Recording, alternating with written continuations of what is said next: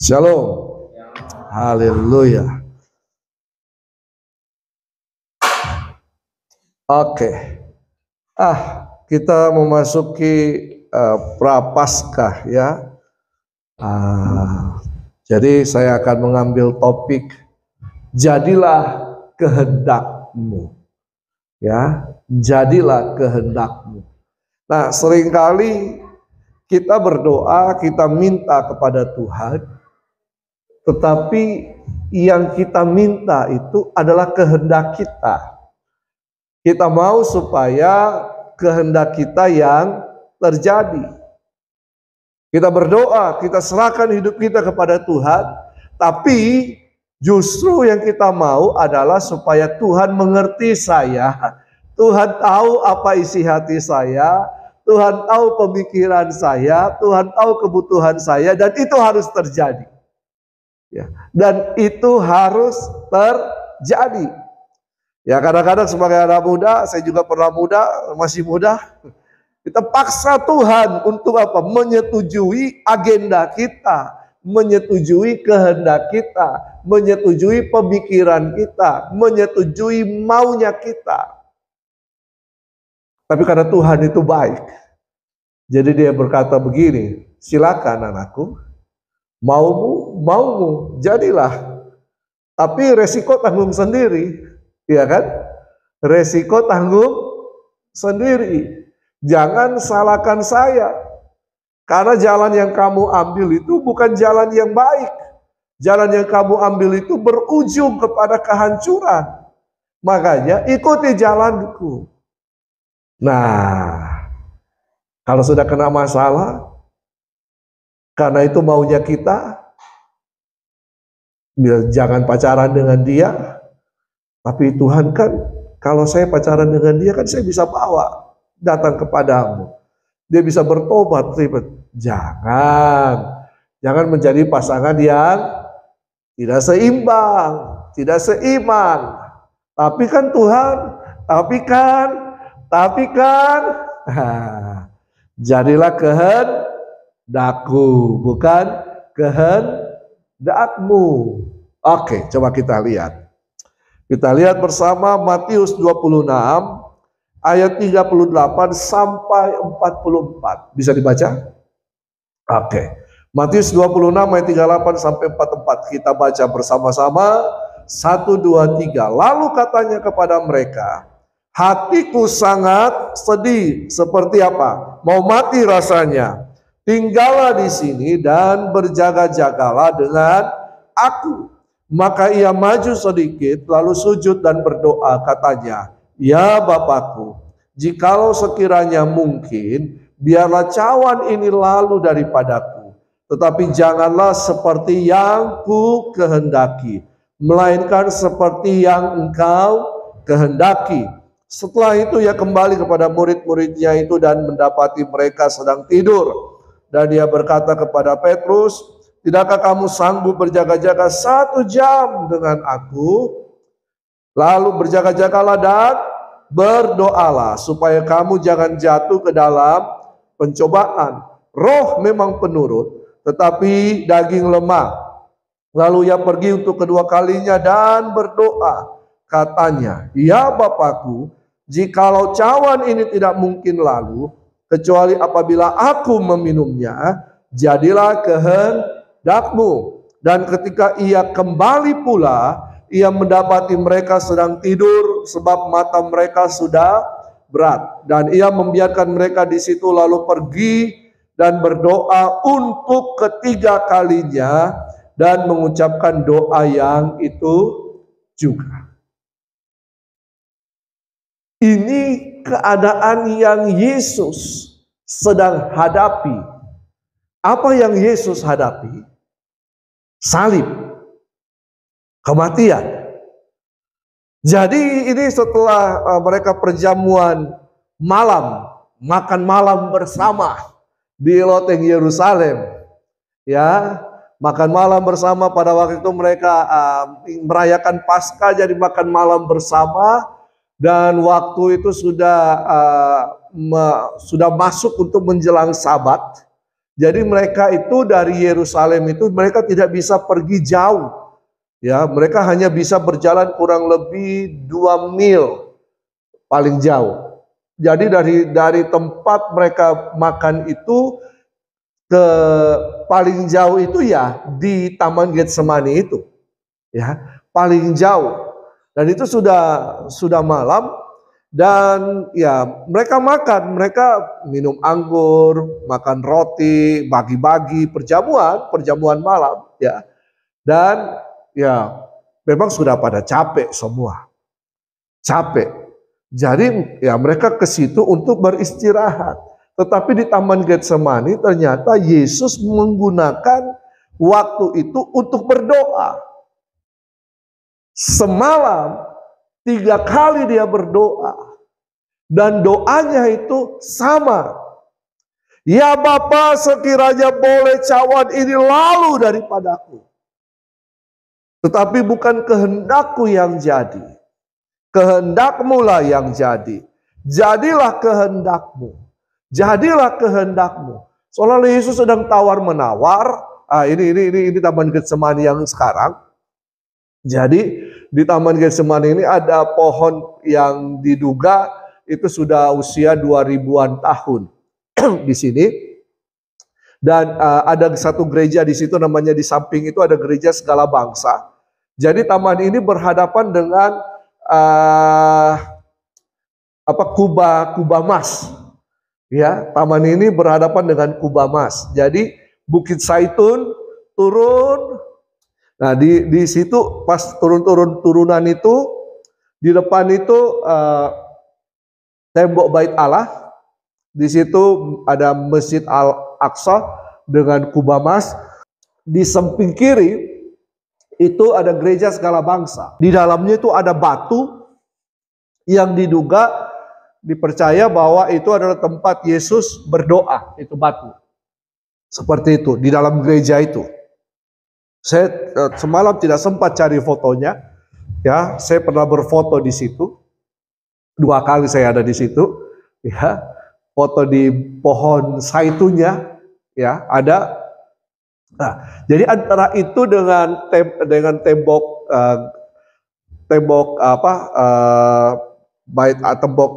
ratapan itu, tembok ya Bait Allah itu. Di situ banyak kuburan di situ, ya. Jadi antara itu membatasi banyak kuburan, ya. Nah, jadi di situ Yesus berdoa.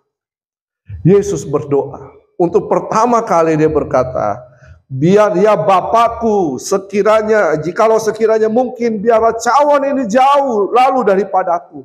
Tuhan, kalau bisa penderitaan ini, penyaliban ini saya tidak alami.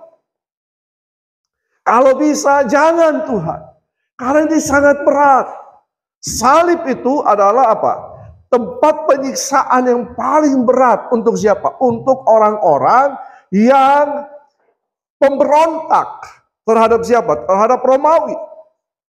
Pemberontak-pemberontak ini hukumannya adalah disalib. Dan Alkitab mengatakan bahwa Yesus terhitung di antara para pemberontak-pemberontak itu. Nah, jadi Yesus berkata, kalau bisa Tuhan, dia tawar-menawar dengan Tuhan. Sampai berapa kali? 3 kali. 3 kali dia tawar-menawar dengan Tuhan. Berat, iya. Karena memang hal ini berujung kepada kematian. Bahkan dikatakan tetesan darah Yesus itu seperti kalau ada bahasa kedokterannya itu seperti cairan darah yang menetes karena saking stresnya, saking takutnya. Ya, Yesus juga manusia, ya kan? Dia sungguh-sungguh manusia, tapi dia sungguh-sungguh Allah. Nah, yang menghadapi ini adalah sisi kemanusiaannya. Ayo. Kalian bisa kalau kena ada masalah pasti sudah stres, lah. Masalah apa yang bikin kalian stres? Terbanyak anak muda apa? Putus cinta. Lah iya. Coba banyak anak-anak muda, di Toraja gara-gara putus cinta, bunuh diri. Dalam tahun ini saja, dari Januari sampai hari ini, itu sudah ada berapa banyak anak muda yang bunuh diri. Stres, ada masalah, belum masalah yang lain. Ya, belum masalah dengan keluarga, dengan orang tua. Masalah. Tapi yang Yesus hadapi bukan masalah dengan pacar. Bukan masalah, tetapi ini masalah dengan seisi dunia. Karena dia harus menanggung dosa seisi dunia. Dosa saya dan saudara. Dia harus tanggung. Makanya dia berdoa di Taman Getsemani. Kalau boleh Tuhan, janganlah ini terjadi padaku. Kalau boleh Tuhan, biarlah cawan ini lalu daripadaku. Kalau boleh Tuhan.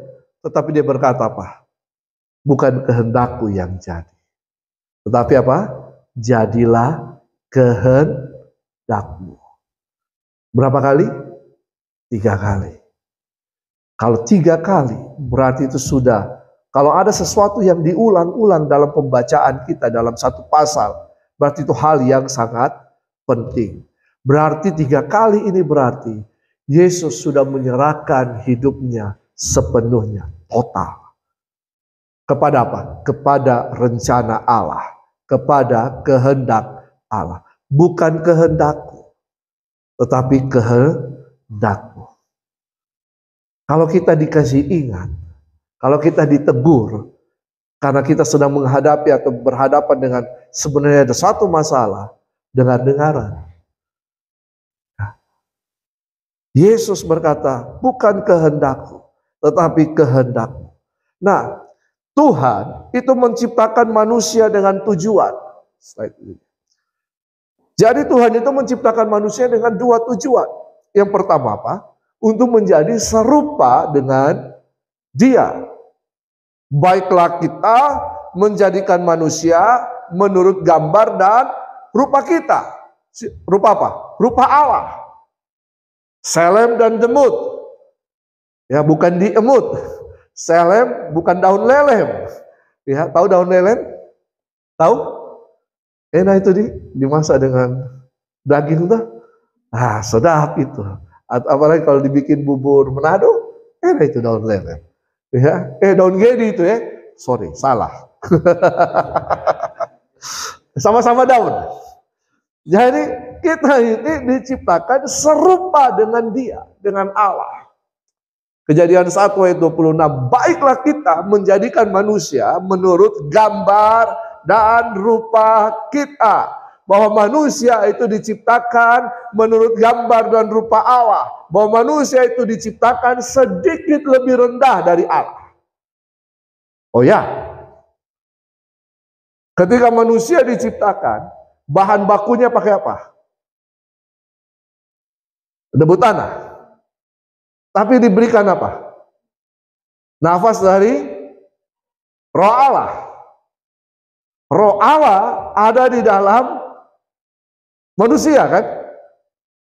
Apa yang membedakan manusia dengan Allah? Bahannya. Ya kan? Bahannya. Manusia diciptakan memakai bahan debu tanah. Allah tidak kan? Iya kan? Betul? Betul? Setuju? Tapi diberikan roh Allah. Jadi di dalam debu tanah itu berdiam roh Allah. Roh Allah adalah Allah sendiri kan? Oke, untuk menjadi serupa dengan Dia. Bahwa tujuan Allah untuk membawa kita kepada keserupaan dengan Yesus. Oh ya, manusia diciptakan pertama menurut gambar dan rupa Allah. Tetapi kemudian manusia jatuh dalam dosa, gambar itu menjadi rusak. Lalu kemudian dibangun kembali. Dibangun kembali sehingga Roma berkata kita ini diproses untuk menjadi sama serupa dengan yang sulung anaknya. Yesus Kristus. Jadi saya dan saudara diproses untuk menjadi serupa. Ini kehendak Allah, ini tujuan Allah. Dan, nah ini dia. Di dalam keserupaan itu, manusia diberikan kuasa, otoritas. Kejadian 1 ayat 26, baiklah kita menjadikan manusia menurut gambar dan rupa kita, supaya mereka berkuasa atas ikan-ikan di laut, burung-burung di udara, atas segala binatang melata, atas seluruh bumi. Berkuasa. Makanya kita ini orang percaya diberikan kuasa oleh Tuhan.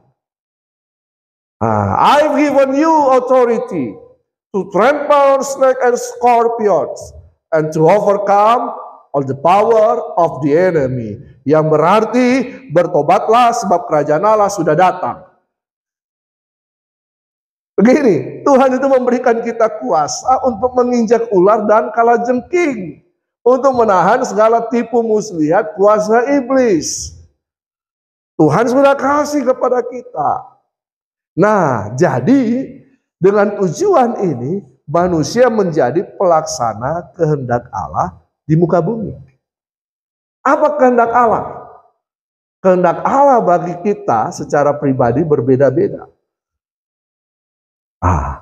Kehendak Allah bagi saya berbeda dengan kalian. Setiap kita diciptakan dengan tujuan. Katakan kiri kanan, kamu diciptakan dengan tujuan Allah. Ada tujuan umum, ada tujuan khusus. Tujuanku umum adalah supaya kita memberitakan berita keselamatan. Kita memberitakan siapa Yesus. Tetapi ada tujuan khusus dalam kehidupan kita. Kita dipanggil, kita dipilih, dipanggil, ditetapkan untuk menjadi sesuatu sebagai perpanjangan Tuhan di muka bumi ini. Dengan lewat apa? Profesi-profesi kita. Jadi manusia itu tidak diciptakan sekedar diciptakan. Ada tujuan Allah dalam setiap kehidupan kita. Tetapi kemudian dosa membuat manusia menyimpang dari tujuan itu. Apa pengertian dosa? Hamartia, tidak kena sasaran, menyimpang atau jatuh dari tujuan.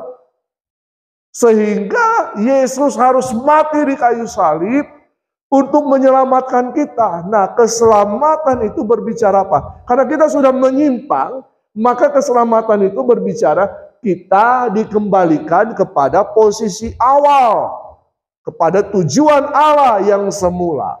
Iya kan? Kalau kalian tersesat, kalian harus kembali ke titik di mana kalian menyimpang kan?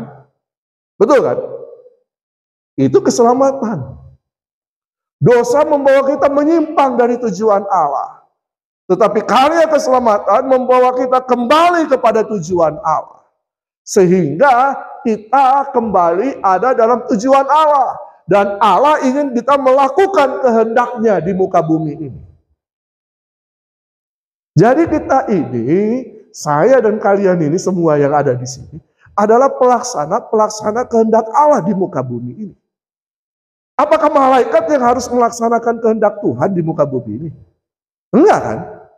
Untuk apa manusia diciptakan? Ada dulu lagu, mungkin Pak Geo tahu ini.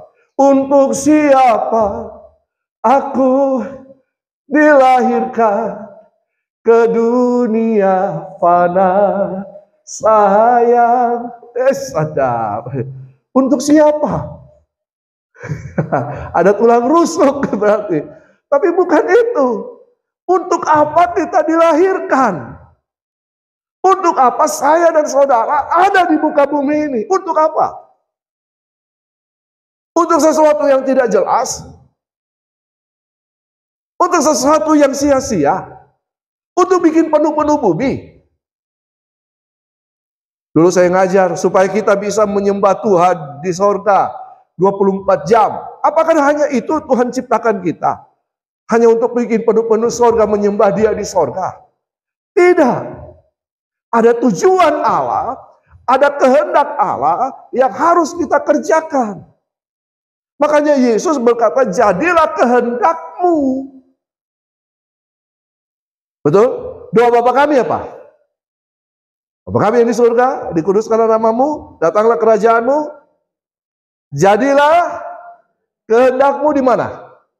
Di bumi seperti apa yang jadi di bumi? Kehendak Allah. Bukan setiap orang yang berseru-seru, aku sudah mengusir setan, aku sudah bikin mujizat, menyembuhkan. Tapi aku berkata, nyala. Karena mereka tidak melakukan kehendakku. Kehendak Allah untuk setiap kita ada. Oke, jadi Yesus, nah coba kita lihat slide berikutnya. Yesus adalah contoh pelaksana kehendak Bapa. Yesus dalam kemanusiaannya menyerahkan kehidupannya kepada kehendak Bapa. Sebagai anak, dia punya kehendak. Punya enggak? Oh iya, betul kan? Kita anak kan? Kita punya kehendak kan?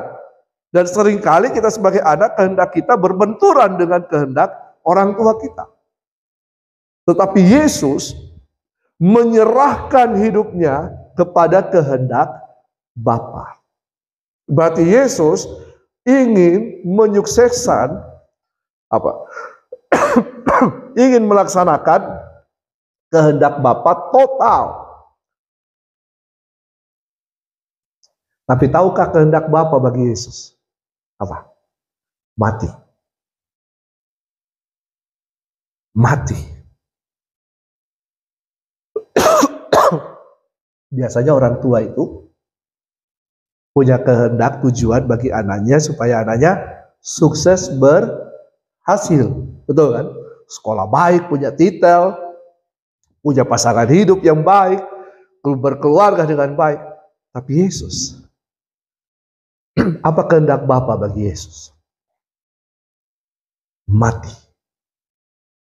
Mau mati? Ya Bapa, sekiranya boleh, cawan ini lalu dariku. Karena ujung-ujungnya mati. Mati di kayu salib.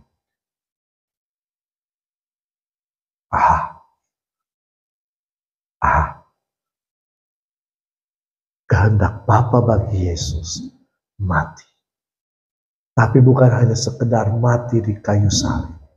Karena lewat kematiannya, dia mendamaikan manusia dengan Bapa. Lewat kematiannya, dia membawa kita kembali kepada tujuan Allah yang semula. Berarti kematiannya sungguh berharga. Dia mati untuk saya dan saudara. Jadi dia melakukan kehendak Bapa yang termulia. Kalau kita tidak mengalami kematian Kristus, maka kita akan bersama-sama iblis di neraka kekal. Betul? Tapi karena kematian Kristus, kita mengalami keselamatan dan kehidupan kekal dalam kerajaan Allah. Adakah di sini yang punya cita-cita mati? Ada. Coba tanya kiri kanan. Kamu punya cita-cita mati? Mau mati? Tapi Yesus. Itu kan Yesus. Yesus kan Tuhan. Dalam kemanusiaannya, dia merendahkan dirinya, bahkan taat sampai mati di mana? Kayu salib. Jadi Yesus menaati kehendak Bapa secara total. Jadi di hari ini, di Prapaskah ini, ada kehendak Allah dalam kehidupan kita. Nah, apakah kehendak Allah dalam kehidupan kita? Apa kehendak Allah dalam hidup kita? Temukan itu. Jangan tanya saya. Jangan tanya Pak Geo. Jangan tanya Kak Dea. Jangan tanya Kak Aldi. Temukan secara pribadi. Hubunganmu dengan Tuhan secara pribadi. Baca Alkitab. Renungkan firman Tuhan. Temukan kehendak Allah secara pribadi untuk kehidupanmu. Untuk apa saya ada di muka bumi ini? Untuk apa? Untuk apa? Karena begini, Tuhan tidak menciptakan tanpa tujuan. Tuhan tidak menciptakan manusia tanpa tujuan. Kita tidak hadir di muka bumi ini tanpa tujuan. Tapi kan saya, keluargaku, saya begini, saya banyak masalah, saya tidak punya uang, saya.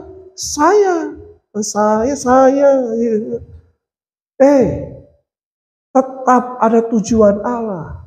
Ada alasan Allah kenapa kita ada di muka bumi ini. Kenapa saya harus ada di muka bumi ini? Kenapa? Ada alasan dari Tuhan. Temukan itu. Temukan itu secara pribadi. Ada yang berkata begini, saya tahu sekarang untuk apa saya hidup. Untuk apa saya ada. Supaya saya pergi ke suku-suku yang terasing.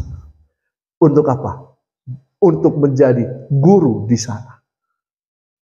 Lah itu kehendak Allah. Oh saya tahu. Supaya saya jadi ibu rumah tangga. Supaya saya menghasilkan anak-anak yang terdidik, yang luar biasa. Itu juga kehendak Allah. Oh, jadi begini. Kita tidak hanya sekedar ada di muka bumi ini. Kita tidak hanya sekedar sekolah. Kita tidak hanya sekedar kerja. Atau kita tidak hanya sekedar melayani. Tanpa mengetahui kehendak Allah. Kehendak Allah secara umum agar kita bisa melayani. Tapi kehendak Allah secara khusus untuk apa? Apakah hanya jadi pemain keyboard toh? Kita sudah melakukan kehendak Allah? Tidak. Semua orang bisa melayani dengan talentanya. Tapi untuk apa Tuhan memberikan talenta itu? Ini yang harus kita tanyakan sama Tuhan.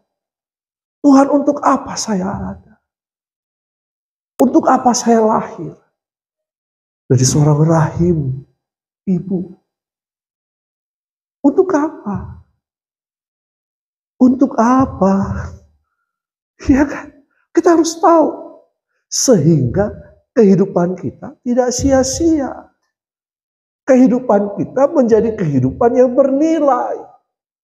Karena Yesus tahu untuk apa dia datang. Nah, kalau kita sudah temukan itu, kita temukan kehendak Allah itu, mari kita mengerjakan kehendak Allah itu dengan apa? Ketaatan. Taat. Yesus taat sampai mati di kayu salib. Taat. Jangan memberontak dari rencana Allah. Ketika bangsa Israel ada di padang gurun, ada tiang awan, tiang api. Tiang awan dan tiang api ini sebenarnya berbicara tentang perlindungan dalam ketaatan. Kalau orang Israel keluar dari perlindungan tiang awan dan tiang api, mereka akan kepanasan, mati kepanasan, atau mati kedinginan. Nah, kerjakan kehendak Allah dengan penuh ketaatan dan penyerahan diri secara total. Ya Tuhan, ini aku, pakailah dia. Salah. Tuhan, ini aku, pakailah aku. Dulu saya ingat, saya kos dulu di sini. Di lorong ini, lorong sebelah sana. Saya kos di situ. Kamar kos saya itu punya kaca yang tembus ke kakak tua sana. Ya, saya kos di situ. Dengan saya putar kaset. Dulu kaset, bukan CD. Kaset, catat. Kaset deh. kaset. Ada satu, dia nyanyi begini. If you can use anything, Lord, you can use me. Waktu itu saya kuliah. Ya, saya nyanyi. Saya bilang, Tuhan, kalau kau bisa pakai Ron Kenoly, kalau kau bisa pakai Don Moen, ya, kalau kau bisa pakai Benny Hinn, saya sebut nama-nama yang hamba-hamba Tuhan yang luar biasa di zaman saya. Ya, Tuhan juga bisa pakai saya. Ya. Saya kemudian setelah kuliah, saya sudah menyerahkan diri. SMP saya sudah menyerahkan diri kepada Tuhan. Tuhan pakai saya. Tapi orang tua saya berkata, jangan dulu, saya taat. Kuliah dulu, iya saya taat. Sampai selesai kuliah, saya kerja 2 tahun, tapi panggilan itu terus datang. Saya menyerahkan diri untuk Tuhan. Total sekarang. Menyerahkan diri total kepada Sang Raja. Dan ketika kita mengerjakan ketaatan kita, penyerahan diri total kita kepada Sang Raja, ada harga yang harus dibayar. Mengikut Yesus, memang tidak ada harga yang harus kita bayar. Betul kan? Tetapi ketika kita masuk melayani Sang Raja, ada harga yang harus kita bayar. Total. Ketika kita mengerjakan kehendak Allah, harga yang harus kita bayar, yaitu apa? Mati. Mati terhadap apa? Terhadap diri kita. Hidupku sekarang bukan aku lagi, tapi Kristus yang ada di dalam aku. Roma 12 berkata, persembahkanlah tubuhmu. Binatang itu kalau dipersembahkan dia apa? Dibunuh dulu. Mati dulu, baru dipersembahkan. Mematikan segala keinginan daging, mematikan segala keangkuhan, keegoisan, mati supaya kita bisa melakukan kehendak Sang Raja. Jadi kita bisa berkata, jadilah kehendakmu. Dan kalau kita melakukan kehendak Allah, ini dia ayat terakhir. Ini ayat terakhir, sungguh-sungguh terakhir. Kisah Para Rasul 13 ayat 22. Coba kita baca bersama-sama. 1, 2, 3. Setelah Saul disingkirkan, Allah mengangkat Daud menjadi raja mereka. Tentang Daud, Allah telah menyatakan, aku telah mendapat Daud bin Isai, seorang yang berkenan di hatiku dan yang melakukan segala kehendak. Aku telah mendapati Daud bin Isai, seorang yang berkenan di hatiku dan yang melakukan segala kehendak. Saudara mau dikatakan Tuhan seperti itu? Ini Tuhan sendiri yang menyatakan. Ayo coba kita baca ayat ini, kita ganti kata Daud dengan nama kita. Oke? Ya, oke. Setelah Saul disingkirkan, Allah mengangkat Heinze. Sebut namamu. 1, 2, 3. Allah mengangkat Heinze menjadi raja mereka. Tentang Heinze, Allah telah menyatakan, aku telah mendapat Heinze, seorang yang berkenan di hatiku dan yang melakukan segala kehendak.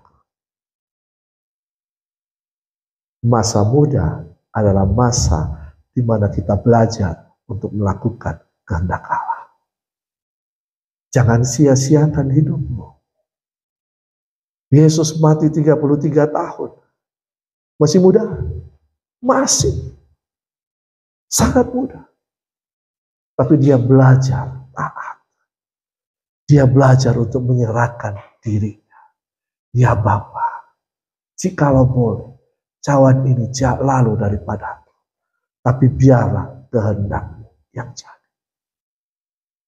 Saudara, perhatikan baik-baik. Kehendak kita biasanya membawa kita kepada kehancuran. Tetapi kalau kita mengerjakan kehendak Sang Raja, itu akan membawa kita kepada perkenanan Tuhan. Kalau Tuhan berkenan dalam hidup kita, kalau Tuhan ada di dalam kehidupan kita, Dia akan mengangkat kita untuk terus naik, naik, naik, dan naik. Bukan jadi ekor, tapi jadi kepala. Mungkin hari ini kau berkata, aku tidak punya harapan. Keluarga aku tidak mendukung aku.